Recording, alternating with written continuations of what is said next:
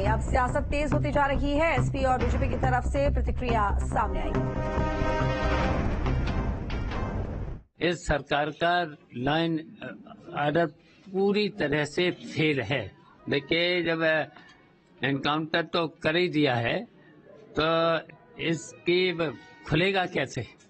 पहले खोलना चाहिए था, ये सब लोग चाह, अब खुलेगा कैसे केस? बच्चे किसी भी धर्म, किसी भी जाति, किसी भी समुदाय के नहीं, बच्चे बच्चे होते हैं और इस पर किसी भी तरीके का मुझे नहीं लगता है कि ये किसी को भी अधिकार है कि किसी के भी बच्चों को मार दें इस तरह से।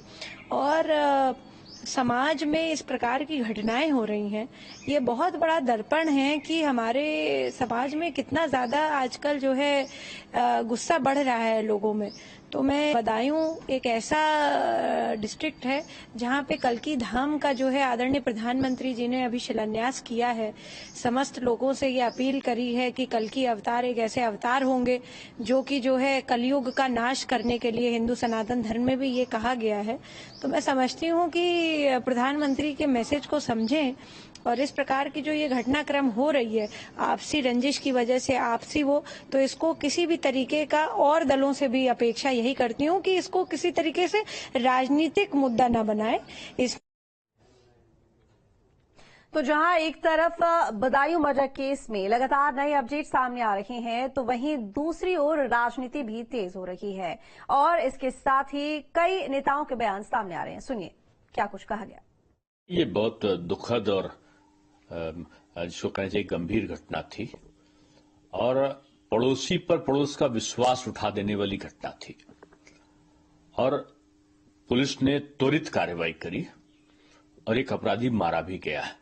लेकिन दुख इस बात का है कि समाजवादी पार्टी के वरिष्ठतम नेता ये कहते हैं कि बीजेपी सांप्रदायिक दंगे करा के वो चुनाव जीतना चाहती है, उनको अपने को आईने में देखना चाहिए। ये दुर्भाग्य है कि समाजवादी पार्टी की सोच किस तरह से एक घटना हुई है बदायूं में।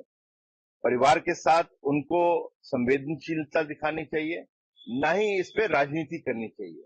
और राजनीति भी क्या कर रहे हैं, सांप्रदायिकता की, क्योंकि उनका वोट बैंक एक चलता है।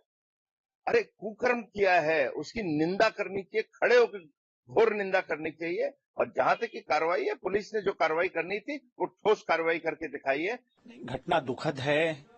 छोटे बच्चों की हत्या इस तरह से निश्चित तौर पे मन को दुखी करने वाली ऐसी घटनाएं होती हैं। पुलिस अपना काम कर रही है, त्वरित कार्रवाई हुई है। मैं समझता हूं कि दूसरे मुलजिम की भी तलाश तेजी से हो रही है और बहुत दिन वो भी कानून के हाथ से बच नहीं सकते। बार बार योगी आदित्यनाथ जी के ये दावे बेकार हुए जा रहे हैं और फेल साबित हो रहे हैं कि उत्तर प्रदेश से अपराधी भाग गए हैं। अगर उत्तर प्रदेश से अपराधी भाग गए हैं तो 5 कालिदास मार्ग के पास भी गोलियां चलती हैं जहां पर मुख्यमंत्री रहते हैं और बदायूं जैसे जघन अपराध भी होता है। इसी सरकार में हमने हाथरस भी देखा, हमने कठुआ कांड भी देखा। मुझे लगता है कि भारतीय जनता पार्टी और केंद्र नेतृत्व को कम से कम उत्तर प्रदेश में ध्यान देना चाहिए। मैं